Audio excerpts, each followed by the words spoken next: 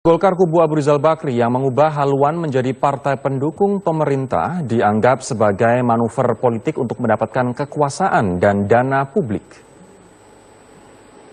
Kita duduk bersama mendukung pemerintah, begitu.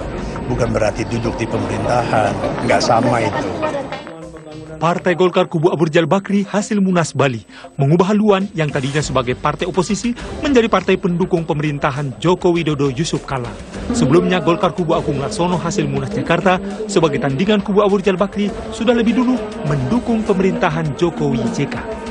Saya mengatakan kita duduk bersama mendukung pemerintah, begitu. Bukan berarti duduk di pemerintahan, nggak sama itu. Keluar dari KMP, Pak? Gimana? Kan keluar dari KMP. Nggak ada dong keluar dari KMP. Saya udah bilang tadi malam kan nggak keluar.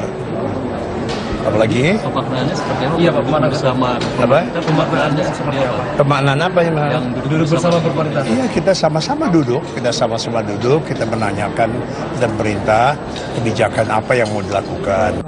Keputusan politik Golkar kubu Abu Rizal Bakri menjadi partai pendukung pemerintah dianggap sebagai manuver politik untuk mendapatkan pengakuan, kekuasaan, jatah menteri, dan dana publik. Manuver politik yang dilakukan oleh Partai Golkar khususnya kubu Abu Rizal ini dimaksudkan sebagai langkah politik untuk bukan hanya mendapatkan pengakuan politik atau legalitas atau keabsahan sebagai partai politik yang sah, tapi juga dalam konteks mendapatkan semacam bagian kekuasaan. Sebab pejabat publik bagi partai politik itu menjadi, ya kalau saya menyebutnya semacam ATM bagi partai politik. Pun dengan duduk di dalam pemerintah, di dalam kabinet, itu akses bagi partai politik untuk mendapatkan dana publik itu lebih mudah. Ketua Umum DPP Partai Gerindra, Prabowo Subianto, enggan mengomentari sikap Golkar kubu Abu Rizal Bakri yang menjadi partai pendukung pemerintah. Pak, gimana Pak? Apalagi?